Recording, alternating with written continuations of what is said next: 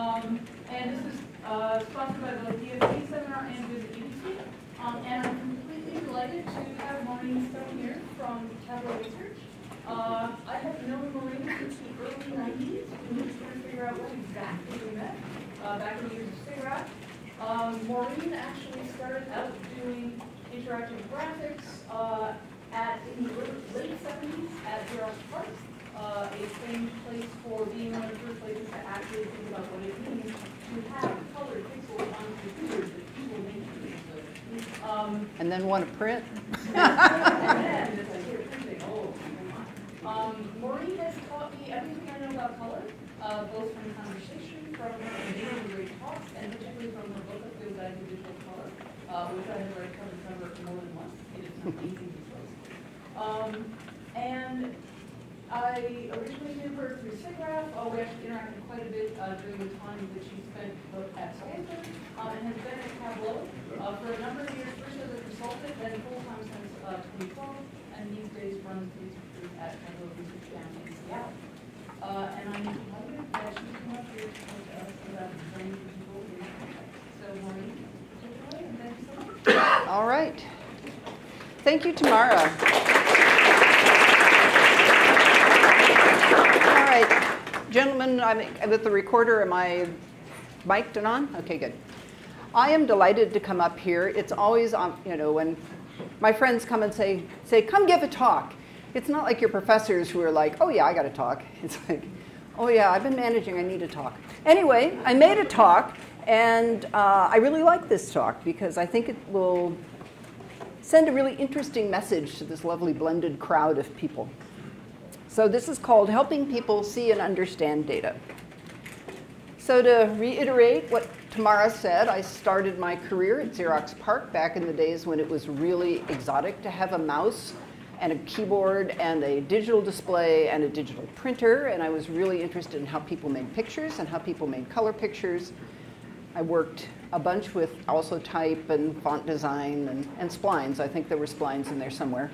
And then I got into the problem of color, monitor to print color transformations back before, even before Apple. And we did a bunch of work there. And then that got me into color science and color imaging. And then I finally finished up my tenure there in sort of a group that was research and experimental design. So we were trying to look at research and design and how they were similar to one another, which was very cool. So after that, I decided that I would like to be an independent. So I founded Stone Soup Consulting, which was just me. And as Tamara said, I did end up working with universities for the fun of it rather than making a whole lot of money as a consultant, although there were always lawyers for that. And then after one of my best customers was Tableau. And after working with them as a consultant for some number of years, starting in 2004, by 2012 I was ready to just give up the consulting and become a member of Tableau, and so I did. So the roadmap for this talk is to encourage you to think about designing for people the problems in visualization and data and interaction and UX design in the way that we think about it. We're not a big lab that can just say, oh, come collaborate with us. But I'm hoping that the little bits of story I'm going to tell you here will help you understand how complicated helping people see and understand data really is. So I'll run through these 4 key pieces of what does Tableau do, what are some key technologies that helps it do what it does, what designing for Tableau is like in brief, and then I'll give you a quick run through Tableau Research. And hopefully leave time for questions. So what does Tableau do? We have a mission. Tableau helps people see and understand data. This is, in fact, our corporate mission, and we live by it. So back when Tableau was founded, consider the problem that you have data about something you care about, like hurricanes. You have lots of data. It's not like just look at these numbers. And we know that what you want to do is make a visualization, maybe something like this, a map where you're plotting hurricane paths. Right? So what did you have to do back in the early 2000s?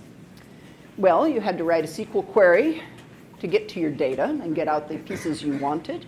And then you needed a graphing package to create your graph, or you did it by hand. And then to do this, you needed a domain expert who actually knew what you needed to see. And so you have the domain expert working with 2 other experts, and they go around this circle extremely slowly. So with Tableau, what you do is you connect to your database, you see your data schema visually, and then you use the Tableau Gui to explore and visualize your data. And it looks something like this. It looks exactly like this. So what we have here, the data schema on the left. So we're talking about dimensions and measures. Each one gets represented by what we call a pill. And as you drag and drop and move things around, you flow through a whole bunch of different visual displays that will give you some idea of what your data is, and you're making the pictures that will actually help you see and understand your data. All right. And so this is a hurricane map made with Tableau. And I'm sure there's at least one person going, oh my God, there's a rainbow up there. Yes, there is. The reason why rainbows are bad for quantitative data is that they're actually a good way to represent categories, because your eye jumps from hue to hue. That's a rainbow on a very long categorical list, and I claim it is perfectly fine. Furthermore, the colors all sit nicely on the white background because I designed them that way. So rainbows can go good. So a few key points when you think about Tableau. Tableau was designed for enterprise scale data.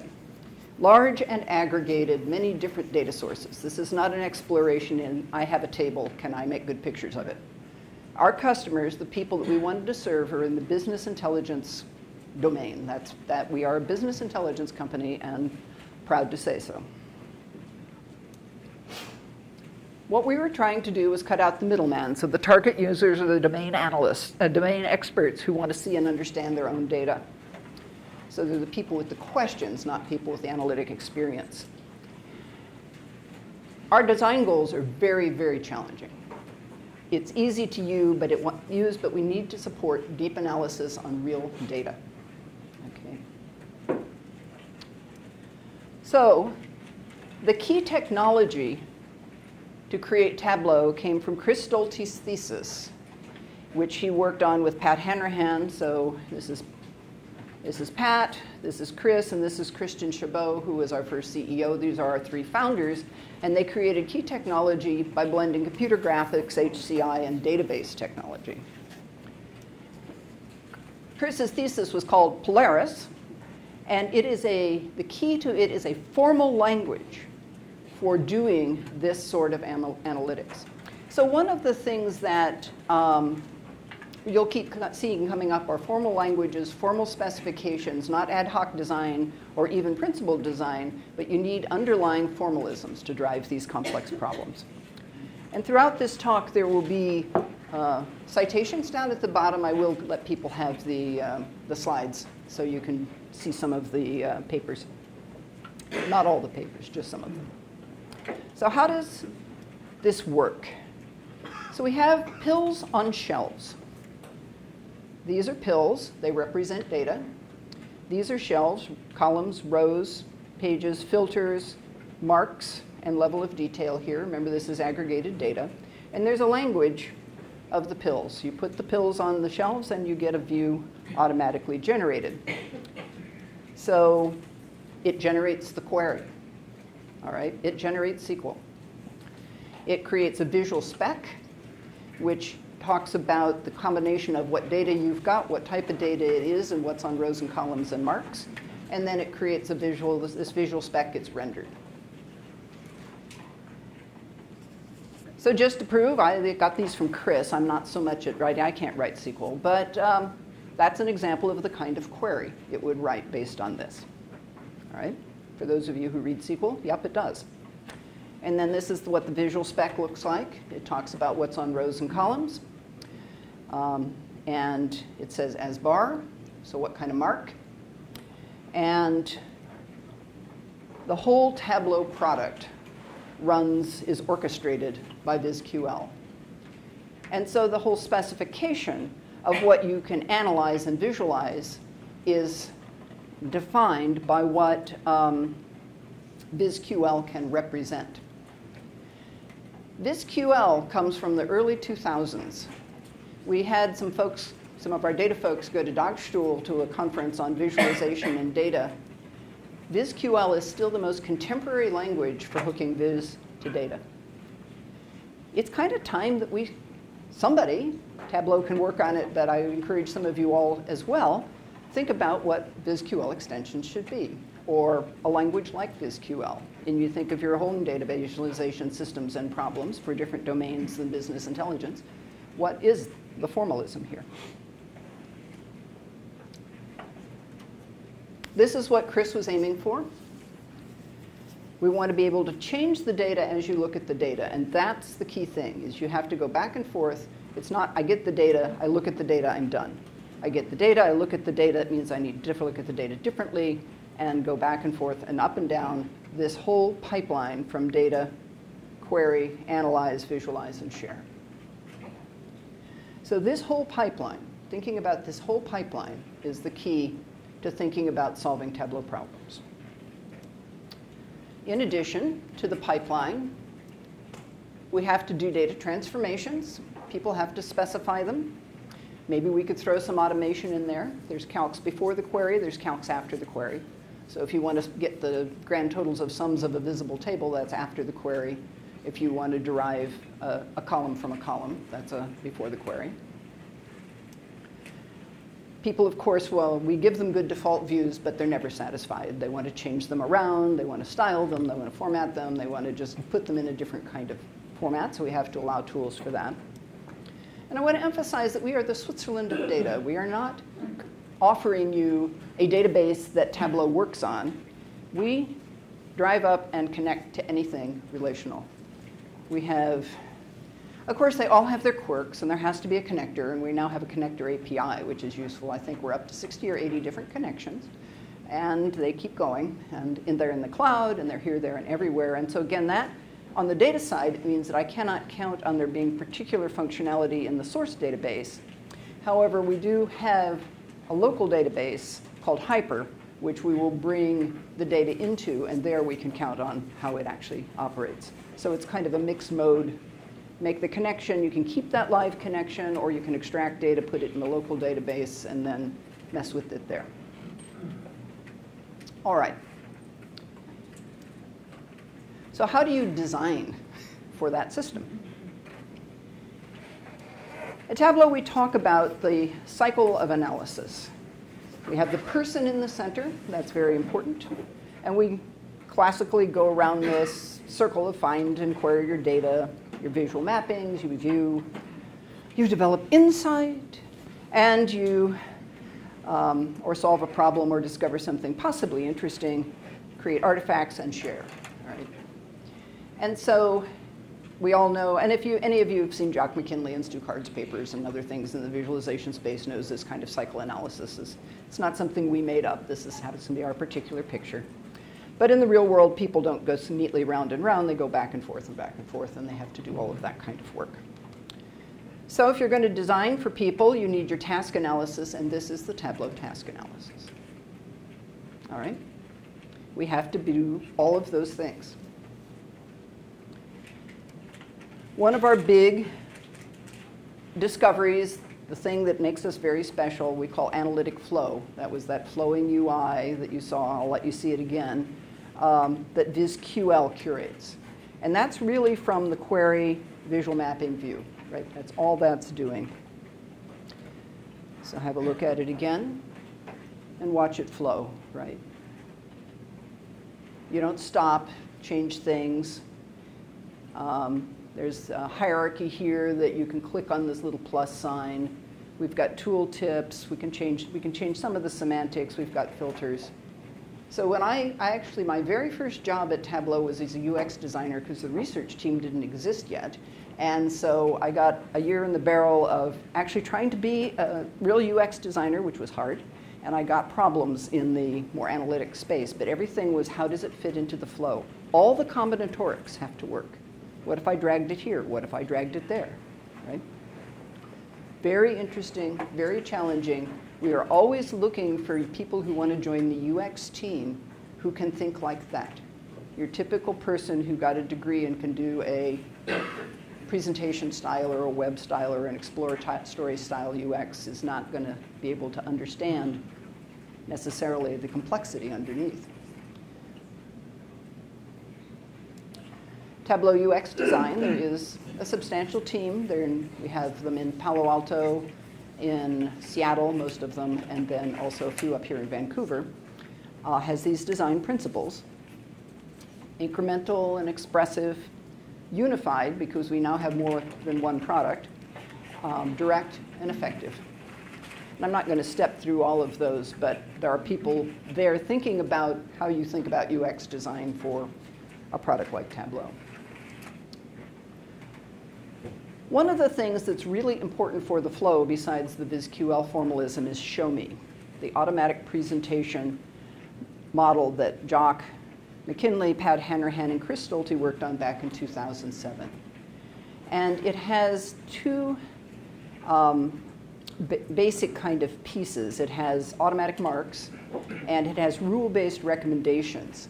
And there is a formal spec for this as well. There's actually an algebra of given certain data types and what data, how many pills you've got out and what their types are, what would be a good kind of view. And I'm going to attempt to show you this live, which always terrifies me, so have patience. Ta-da! All right. All right, so as I did this, it decided automatically to put it on text and just give me a number. Okay, and so the automatic mark type is text. All right. If, in fact, I decided to put this on rows, it would decide the right thing to do is show me a bar chart. That's different, right? It automatically decided bar chart. If I pick this up and put it somewhere else,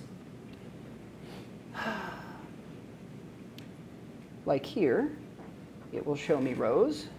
If I put it here, it will show me rows that way. Okay. So let's go back to here. Now let me bring out another field. So if I want the order date, and I just double click it, it will pop it out and it will say, well, this is time, therefore I need a timeline. Awesome. Well, suppose I decide that I don't want a timeline. I decide that I want to do this by category or something. I put that there. It says, oh, these are categories. These should be bars. All right? Now, I'm allowed to go make it a line, but that would be wrong, of course. Or I could make it circles. And if I make it circles, then I can say, well, let's see some more circles. A few circles are kind of boring, so let's go ahead and put them in there on the level of detail. And maybe this should really be, now if I do this automatically, no, it's going to do bars. You're stupid, Tableau, don't do that. Or I could put them on color, in which case you'll get color and a legend. All right? So that's the way automatic marks work. And when we added tree maps, I had to work out when, if ever, tree maps would show up in the automatic marks. And that was very, very interesting. By the way, bubble maps, which we also include, never show up in automatic marks because they are controversial. All right, the other way to explore Tableau is with this tool called Show Me. So this is a recommender system. It is based on rules, so it's just an expert system with a very formal set of rules. And so given what data you have out or selected, it will suggest one. So it thinks bar chart's going to be best for this. But if you really wanted to try to do it as a box plot, you could. I'm not a box plot, as a tree map. You can. And it shows you how to make one, which is perhaps not so obvious as making a bar chart. The other thing that I like about it is, no matter what it is, it will suggest to you what it is you need. So it's an algebra of the data type and dimensions and measures, because a dimension slices a measure into pieces. That's what the difference between dimensions and measures. Now, measures are usually continuous, but they don't have to be. But if it's green, it's continuous. If it's blue, it's discrete. If it says it's a dimension, it's a slicing level of detail piece. And if it's a measure, it aggregates. All right, so the measures always have an aggregation. And so we could change the aggregation to, oh, come on. Surely there's an aggregation. I'm being beat up again by my own system. Yeah. We could make this averages, right? As quick as that. And so this pill is now, these pills represent the post-query data, and these pills are the pre-query data. Okay? Good. Time for PowerPoint to abuse me? Where'd it go? There it is.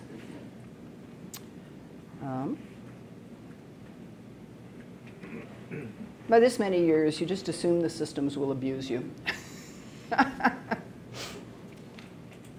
The other thing that makes the flow of analysis work are a couple of really basic things you can copy.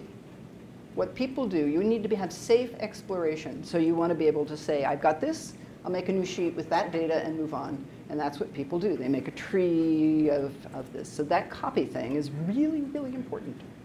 The other one is undo. Lots and lots of good engineering work in the Tableau undo stack. Really, really, really important. Okay? How much granularity? All right, that's the flow of analysis. Let's look at the part where we help people share their insights. So Tableau users create workbooks. So a workbook is a collection of views. And they also can combine those views together into dashboards. And we have a thing called story points, which is sort of a step-through presentation. I'll show you pictures of each. And it also includes the data. It can include the data. It can include the connection data, information for the data. But workbooks are not just pictures. They're pictures plus data. And they often create them for other people. Even though our desire had been for the end domain expert to use Tableau and see and understand their own data, in fact, that doesn't happen as much as we would like. As Tableau has become more and more of a power tool, they have Tableau analysts, Tableau experts, and then they create and publish workbooks or dashboards or whatever for what are currently known as consumers, as we seek yet a better word. If we can get if anybody come up with a better word than the people who read these things or start forward, do you already have a good word? And, for some of our customers, they're just reports. They keep saying, make PDF, we want reports. Other ones, they actually get in there and do the interactions. And one direction we're moving is to add more and more extensions at the dashboard level so you can create sort of an analytic application. We actually have dashboard extensions that lets you drop your own app in there, whether it's D3 or calls to some other application and the like. So we're really, really interested because for every one of the analysts, there's 10 to 100-fold of the people who actually use the results. Because we're making for other people, this good visual design is really super, super important. So here's a dashboard with its tool for making them up. It's dropping VIZs into sort of a grid. And you can see that there's been a lot of thought, even down to having a custom font where all the faces are the same width. The data sits forward. The UX and the associated grids and the like sit back. We have legends, we have filters, we have nice colors, definitely nice colors. And those colors work well whether you're doing small marks or big ones. And this is story points. If you have a story, then every time you click on one of these, it will show you a view that is, would let you sort of step through presentation-wise. Our original thought was people would create and publish stories. What we discover is that actually people create and present stories. So this is really a form of presentation, and that's directing some of our new thinking. Tableau Public. One of the ways Tableau decided to really try to influence the whole world, not just people who could pay for their product, is to put up a public server, which has been up there for, I'm sure, about 8-10 years now. and let people have the full power of Tableau as long as what you create goes back up on the server. So you've got to share it. So Tableau Server is a huge, huge repository. There are over 1 million visualizations on Tableau Server now. And the current estimate is we get 12,000 new ones a week. Tableau Public. And some of the people are just fooling around. Some of them actually, there's a small paid version where if you're an actual journalist and you're doing this and embedding these in your blogs and the like, we can give you a little extra service and protection. But people just really do use it for communication. So that's something, if you guys want to get more engaged with Tableau, is to get engaged with Tableau Public. So to end the design, this is actually one of our principles: fast, easy, and beautiful. So beauty is part of the Tableau design process. A recent product, a recent direction is helping people get the right data. So finding data, combining and shaping it and querying it. How do you get the right data? Because if you don't have the right data, you won't get the right answers. Okay. And here's a really, really simple example. This is total water consumption by state, which is basically a population map. And this is per capita. Okay. VIZ people, you should know this, but where are you going to get the per capita data? It's got to be shaped, combined with whatever thing that you have that you care about, but where's that data? Can we make that easier?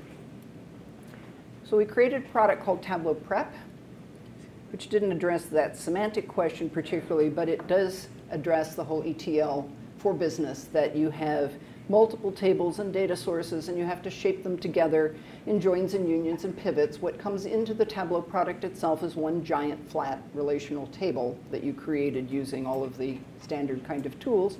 We are actually moving away from that. And different shapes, different joins, different structures will answer different questions. And of course, data always needs cleaning, and so we might as well build that in there. And Tableau data is usually not static. So whatever you did needs to get done again when the data updates. Think of somebody's company's sales data, right? It's not like I need a beautiful viz of my sales data last year. I need today, and so it keeps updating. You need to think about that process. So what we've created, this is a screenshot of Tableau Prep, is the idea of a data flow where you make this actual data flowy model where you can explore all this. Is kind of the cleaning piece, and this, and also you can see if the shaping worked right. And you create a flow, and then it updates. And that's a huge bunch of work going on there, and opportunities for expansion to make all of this easier and smarter and faster and better. So not only do we have the flow of analysis, we have data flows. So now I'm going to switch to talking about Tableau Research. We have a website, research.tableau.com. It's mostly just who we are, what we do, what papers we've published recently. We're not very deep on it, but it does get you a way to look at the whole group. Tableau Research was started right after I joined. Actually, I spent a time as a UX designer. I came kind of late 2011, and by mid to late 2012, we had a research team. There were exactly 5 of us working for Jock. All of these people are still at Tableau, although Anushka and Justin have moved from research to being product managers. So they are part of the development org, and they are charged with trying to make sure that we build the right products, and then also a lot of the operations of getting the right products built. So the rest of us are still in research. So we grew up to about 11 or 12 people, and in 2017, Jock originally was just working for Chris Stolte directly. Chris had to create a bigger org. We had kind of a period of hypergrowth in here. Research became part of Research and Experience, which was Jock running UX design, content, which is the help systems, visual design, research, and user research. And then just last year, we reorged again. We got a chief technology officer, who is Andrew Beers, who had been the chief development officer. And we created the office of the CTO, which is Octo. And I now work for Andrew. And so once again, I'm back up answering to the the higher levels, so we sit to the side of dev, and that really works better because RX is much more of a service org for the whole of dev, so it was kind of an odd place to put research. Why did we make a research team? Well, even back, the realization was that innovation was based on academic research. So it's very unusual for a pre-IPO company of a few hundreds of people to start a research team, but that's what we did. And because we believe in industrial research as a way to push innovation. So here's our current team, and this is a snap from the website. We're heavily visualization oriented, and we are just adding 2 new people, Matt Bremer and Anna Christen. Yay, raise your hands. They will come in September and add to us. We have a few specialists. Vidya knows about NLP. I know about color. Sarah's a cartographer. We have some data science and ML, a small team. We're trying to grow that a bit. Anna will be an overlap person with that. We also have a data science and engineering arm of Octo that we're trying to build, which is more functional data science applied to Tableau and its problems. But that will bring in more expertise in that space because a lot of visual analytics research is about getting along with computational analytics. We have some data people, and Daniel sits crossing over those. We have an offer out to someone who will cross over VIZ and data, but we'll see if he says yes. And then each year we have some interns. And Michael is an intern who is a student of Tamara's and is building a collaboration between Tamara, Robert Kincaid, and Michael, and eventually Tableau Vancouver. So that's kind of exciting. So what do we do? Officially, when I write up our mission, we offer these things to Tableau. That's great. What do we really do? So we read things, and we write things, and we build things. We're big on building things. We consult internally, both for solving problems and limiting risk. So Sarah in particular helps keep the maps team doing the most important pieces. We do our academic research both to make Tableau visible and influential, and also because if you're going to have industrial research, people need to build research careers. So you got to let them publish if they want to publish. Not everybody in the group wants to publish. Some of them came in from the engineering side and are happy to build things. Other ones are coming in from the academic side. They want to publish. But we don't have anybody there who wants only to publish. It's not the right place for you if that's your goal. We measure both. We don't count papers. We measure impact, both internally and externally. And our goal is simply to make all of this easier, all of it. So here's some contributions to date. Yeah, I did all the color for the data. I started in 2004. I redesigned it all again in 2010, along with the chief visual designer, so that it's functional and beautiful. And it was cool. It drove a research agenda for color, which actually has some serious legs for me and for others. So here's an example. The Tableau has color palettes. Those are all the categorical palettes. Those are a bunch of quantitatives. And there's a whole bunch of diverging palettes designed for Tableau. There are 60+ palettes. I made a tool to make us do this, help us do this. And I got some good research out of it as well. Color names. I had done some work with Jeff Hare and his students, and Vidya and I did something as well. Color and size. Color changes appearance as it gets smaller. It makes much harder to tell colors apart. Danielle Zafer was an intern when we did our first paper on color and size. And for those of you in the VIZ community, Danielle has taken that torch and is seriously running with it. So very exciting. And I've collaborated with CIAT, with Lynn Bartram, on things like color and affect and subtle visualization. And as I said, we're now starting to collaborate with UBC through tomorrow. And Michael. Robert Cassara was the spearhead behind story points and storytelling, and Tableau making a big emphasis on storytelling. As I remind you, all of these papers, you don't read them now, you'll see them later. And we are doing query pipeline improvements. Query. I didn't even know what the word meant before I started being a research manager, and now I can even describe it. One of the first big pieces out of Tableau Research was AQL, which is yet another formal language for the transformations that go up and down the Tableau pipeline, because it's not only the query itself, but it's all of those data transformations, the calcs and the other kind of places that we add more information. We have a query graph visualizer, which is out on GitHub. And we just have a paper out on doing some lightweight ML for query optimization for federated queries. So Tableau is not only the Switzerland of data, it will talk to several data sources at once. Our biggest impact recently is Tableau has a new NLP feature called Ask Data.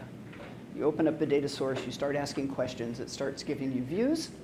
This came straight out of research with Vidya Settler and Melanie's work on a project called VIZ.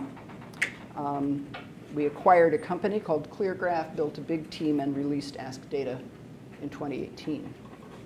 And there's lots and lots more work to do on that feature and its discovery and its extensions.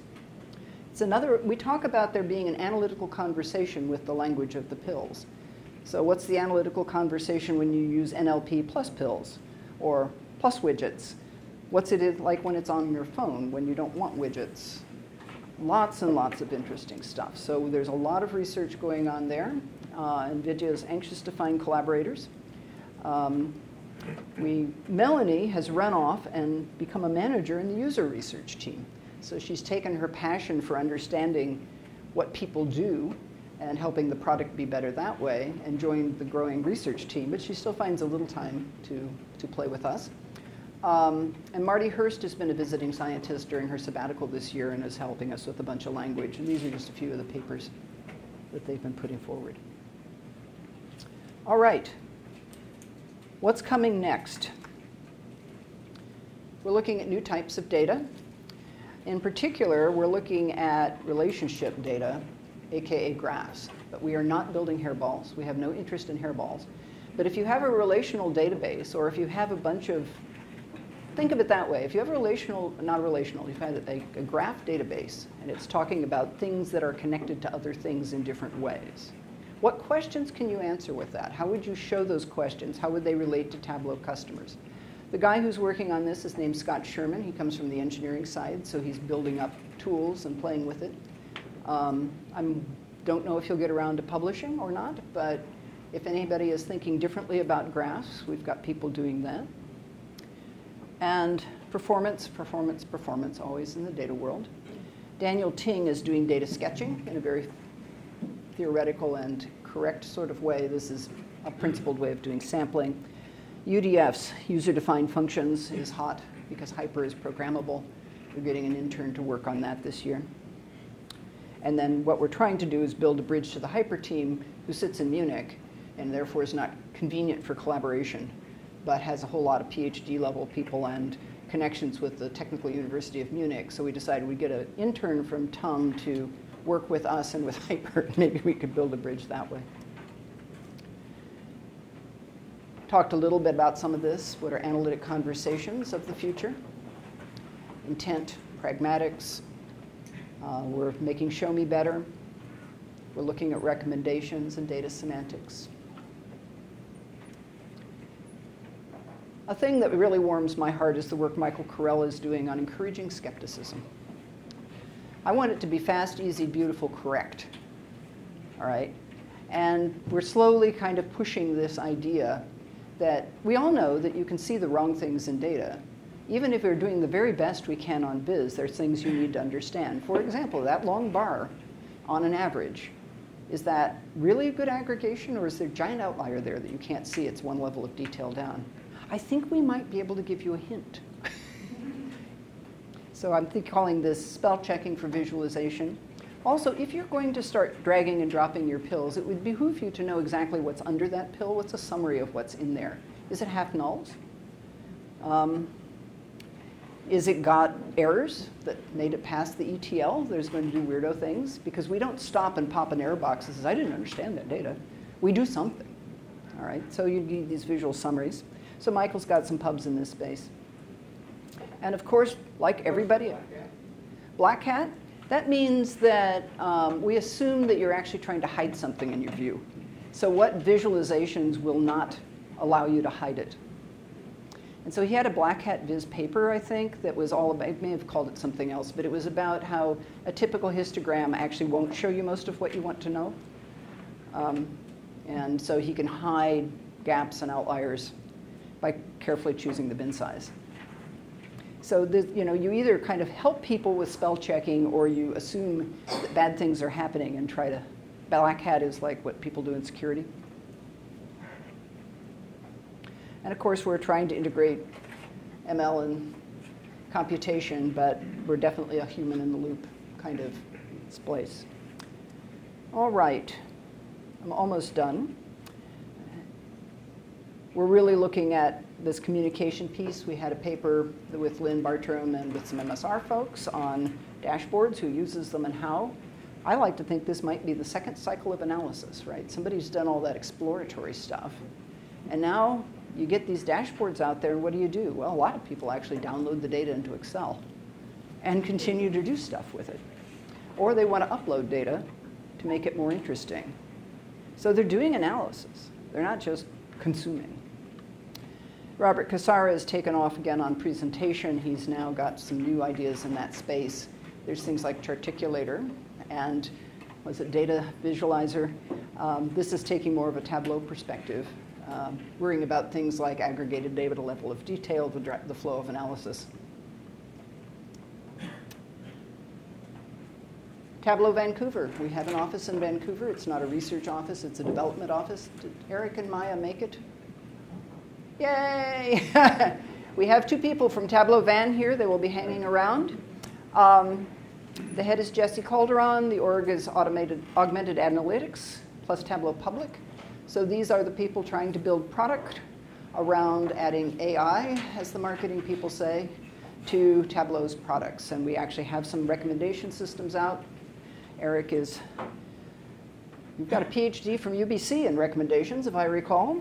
And Ask Data is the NLP. That's mostly in Palo Alto, but there's some of that up here as well. And then there's a new piece that's just coming out called Explain Data. It tries to tell you what's behind those marks. And Maya is also bringing a lot of data science food, all of this. We've done DFP over there. Ask Tamara for the details. They're right here downtown Vancouver. And Eric and Maya, I'm sure, will stay around afterwards for questions. So in summary, people need to understand data. And they understand their data. They need to understand data to make better decisions. We all believe this could be true. Now, your brain does not want to make decisions based on data. It's really hard. In fact, if you read Kahneman's Thinking Fast and Slow, the thinking fast of your brain could give squat about data. It cares nothing.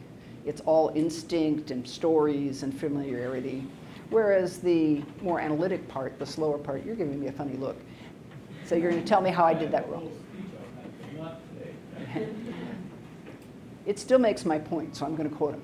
And I know, Ron is actually doing work seeing that we have an analytic brain that hasn't been teased out of that earlier work. But I think understanding data is hard. I think we can agree on that, yes? And that people need a lot of help. So my call is, let's build tools to help them. Let's not just say the machine will do it. Let's build tools. So that's what I'm trying to encourage you to do with this talk. Think about the tooling. Think about the complexity levels that I'm giving you. It doesn't have to be just for Tableau and its customers. But don't dumb it down into yet another picture of yet another special data set. Let's think about the real big problems. And thank you very much.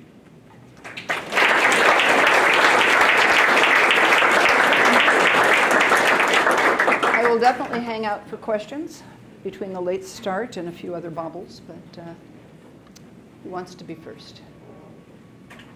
In the back. Yes, a lot of your earlier demo, very nice, reminded me a lot of data warehouses.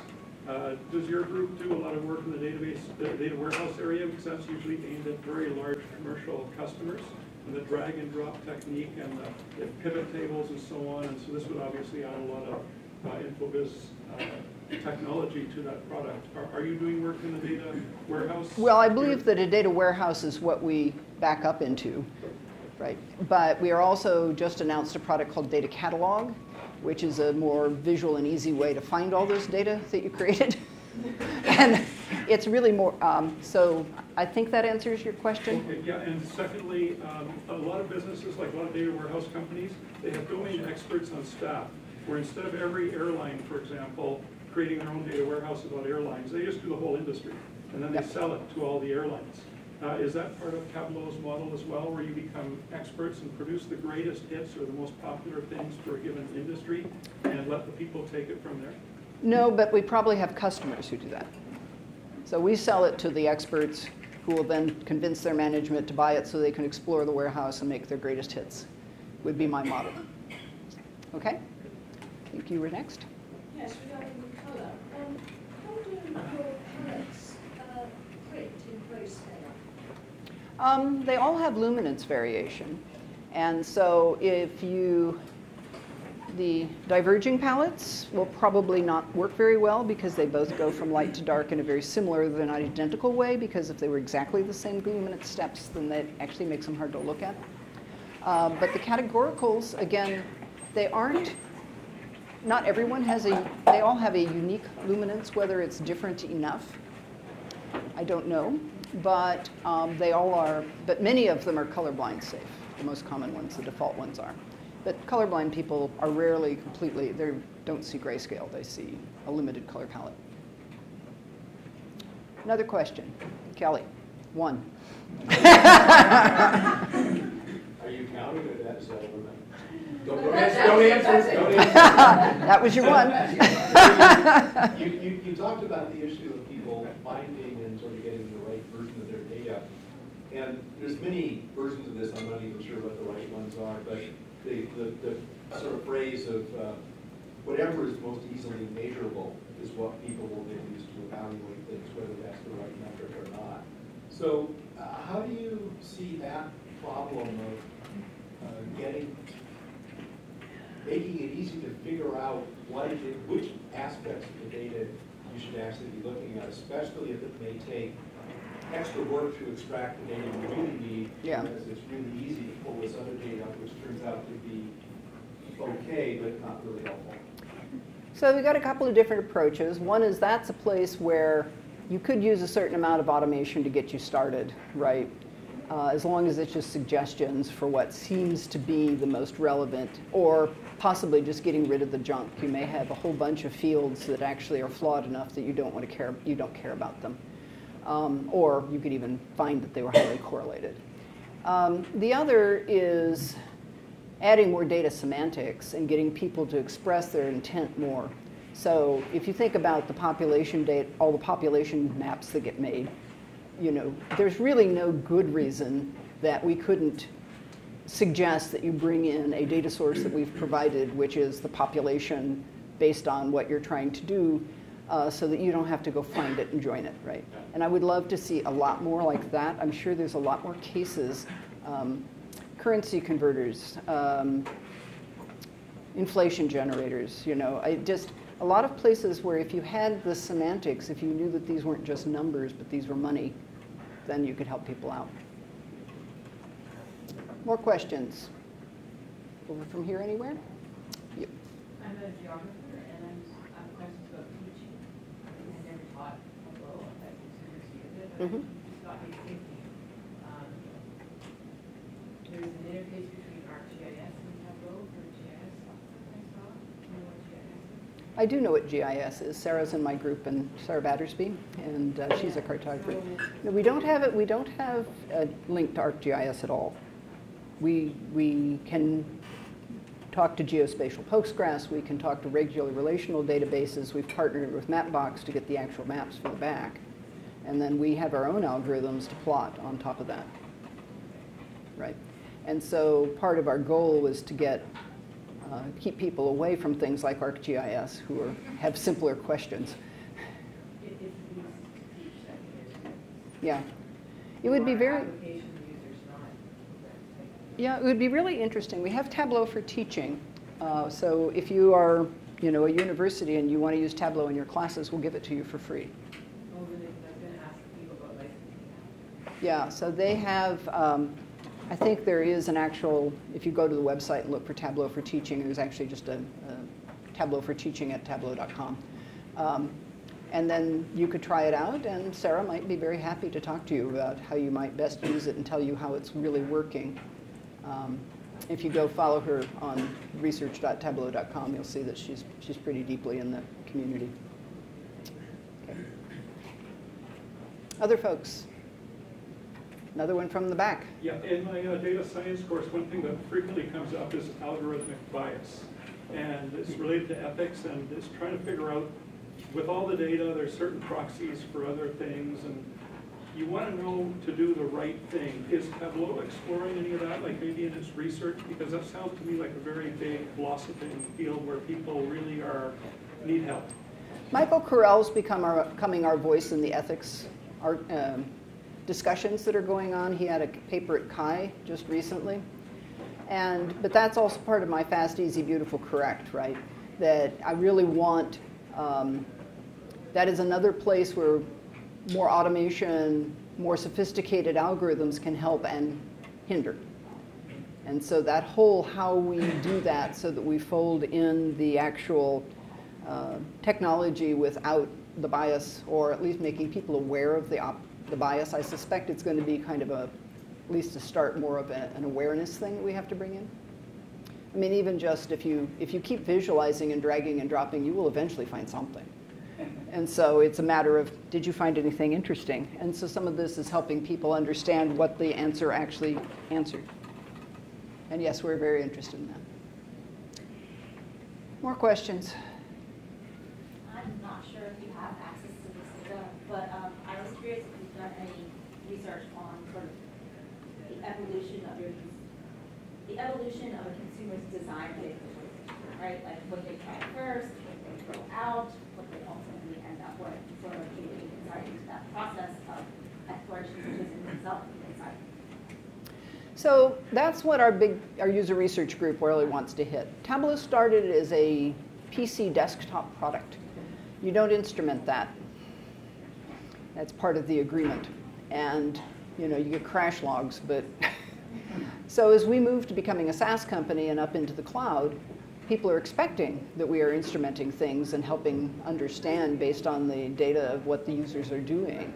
And that's one of the reasons that we're putting in data science and user research both in as growing orgs, is because we're behind the curve on that. It's kind of embarrassing, but it's understandable given our background. Also, a lot of our stuff is on-prem services, and so the big server sitting on the premise, so we do run Tableau from a server as well as a download, and those people don't want to share their data. Right? More? Maybe this would be a good time to wrap up because we're just about hitting the hour mark. So I want to remind everyone that this was our last DFP seminar for the summer. We will resume those in September. Stay tuned on both the DFP mailing list and the VIZ UBC mailing list for more events to come. And Maureen, thank you for a fantastic talk. Thank you.